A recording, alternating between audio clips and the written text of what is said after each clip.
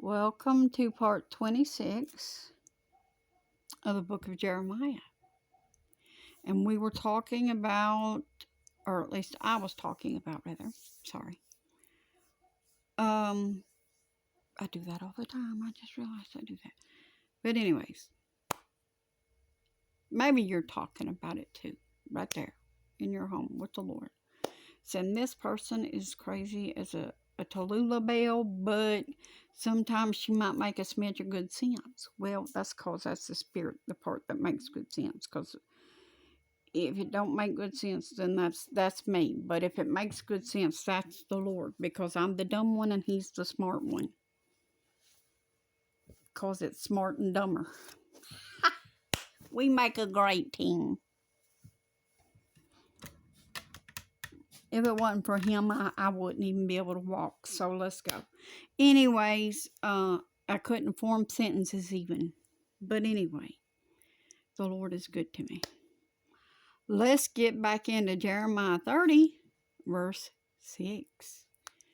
Ask you now and see whether a man does travail with child. Why do I see every man with his hands on his loins as a woman in travail, and all faces are turned into paleness? Alas, that great day. Alas, that day is great. Sorry, my words were getting inverted there. I had to look at that a second. Alas, that day is great, so bad.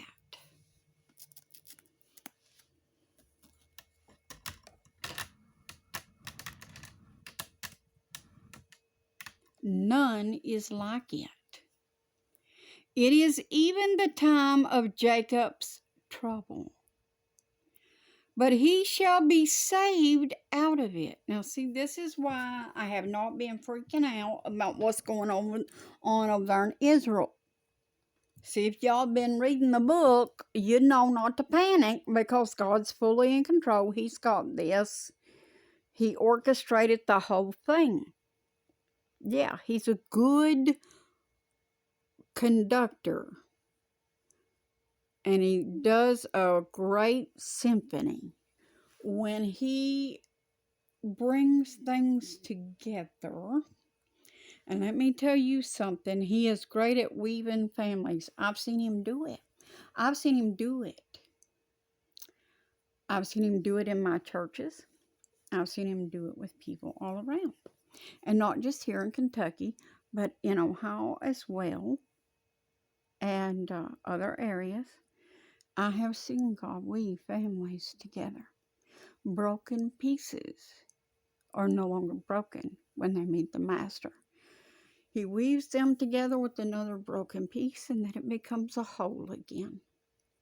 So you're not broken anymore, little ones, if God has weaved you back together with someone. You're not broken anymore. You're whole again.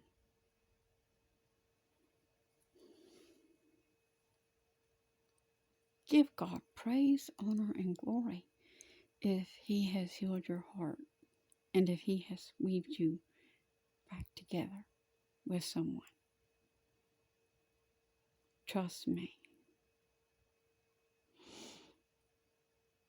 The Lord did that for me once.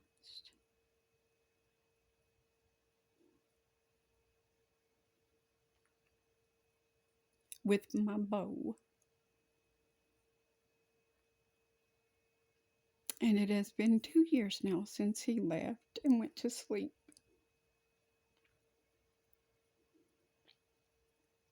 Today has been a rough day. I have missed him a lot. And today I was trying to clean a little, getting back on my foot and trying to get some stuff done again. And I happened to was checking to see what was in a particular bin, and lo and behold, there was another bunch of letters from me to him, and there was a few notes from him to me in there. It was stuff he had kept, and he had put in that bin, and I didn't know about it. And caught me off guard.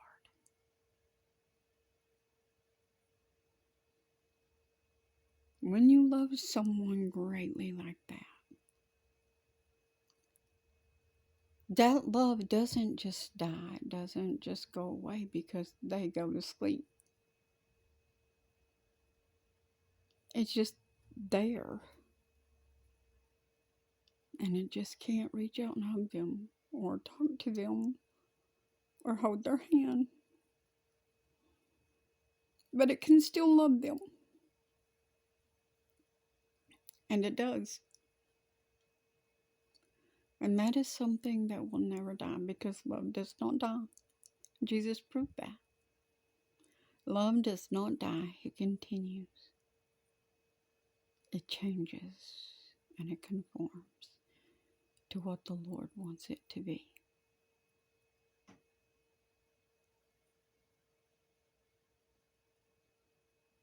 And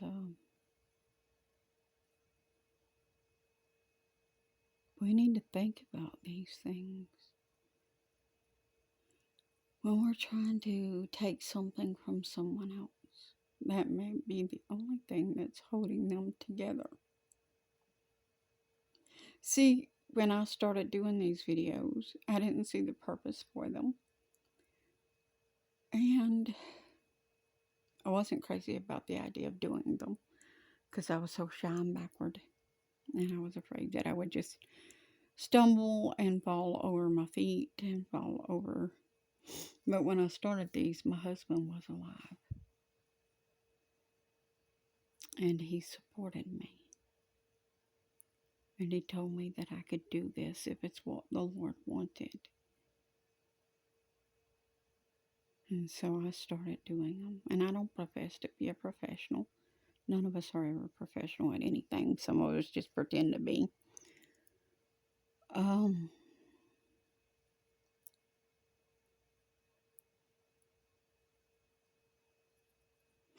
And I know I haven't really spoken a lot about my husband the last few years.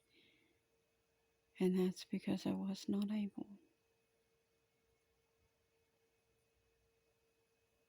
I chose not to. Because sometimes when I think about him and the love that I have lost, that great love, that no longer walks beside me.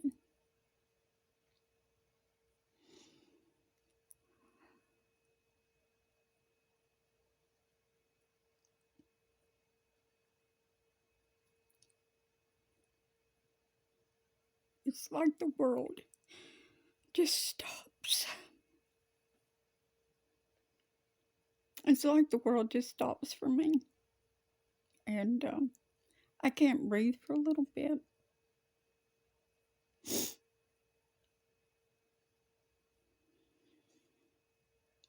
And I wonder, because I believe in a God of restore.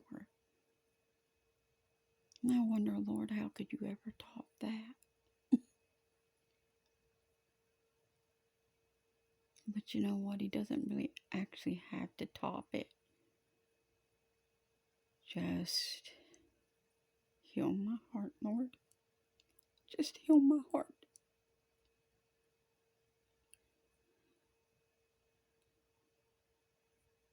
I don't want anything that's not mine. I don't want to take what does not belong to me.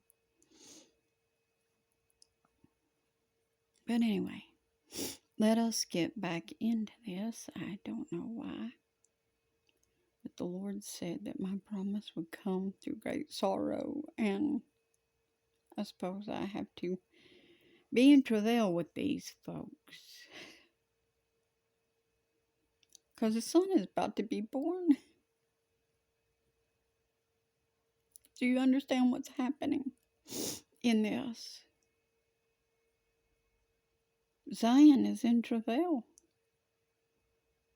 I hope you understand that when you read this book.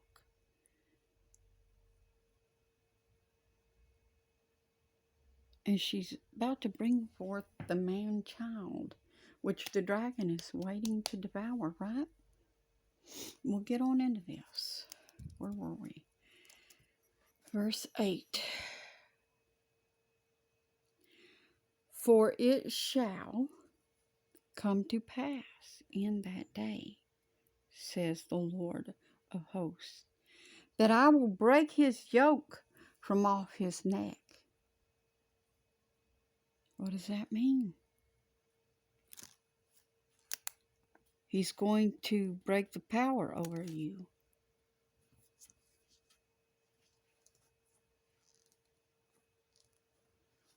The Lord is going to break the power over you. And you see, this is the Lord of hosts. I ain't even going to pretend that I can pronounce that. I tried to learn it once, and I haven't yet. But I'm going to eventually get it. I speak that by faith. Tesheboth. If I'm not pronouncing that right, please, Jewish brothers, don't kill me yet.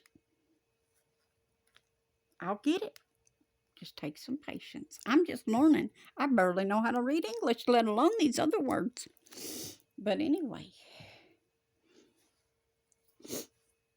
I believe that that one is Lord of our righteousness, if I'm not mistaken. I could be wrong, but I believe that has something to do with it. You know, I was kind of out of it when the Lord was teaching me this stuff. I was doing well to hold my head up with some stuff. But anyways, I will break. Whoops, got a little too far over. I will break his yoke from off your neck. I will break his yoke from off your neck. Whose yoke? The devil's, right? From off your neck, and will burst your bonds, and strangers shall no more serve themselves of him. Yeah. Strangers will no longer serve themselves of the Lord. People who profess and who say that they are of God when they are not, right? But they shall serve the Lord their God, and David their king, whom I will rise up to them. Now, you don't get to pick David. Remember, that's not by election. I've been trying to tell y'all this stuff. The Lord appoints David. Y'all don't appoint David. The Lord appoints David. But we know who that is, right? It's Jesus. Who I will raise up to them. Therefore fear you not, O my servant Jacob. Says the Lord. Neither be dismayed, O Israel. See, he's talking to Jacob when he says this. When he's saying Israel, he's talking to Jacob. Because that's what he named Jacob, right? He renamed Jacob Israel. And all of Jacob's seed is Israel. You understand? Even those that are abroad, scattered abroad. So, getting on into this. Neither be dismayed, O Israel, for lo, I will save you from afar, and your seed from the land of their captivity. Yes. And Jacob shall return, and shall be in rest, and be quiet. Oh, brother.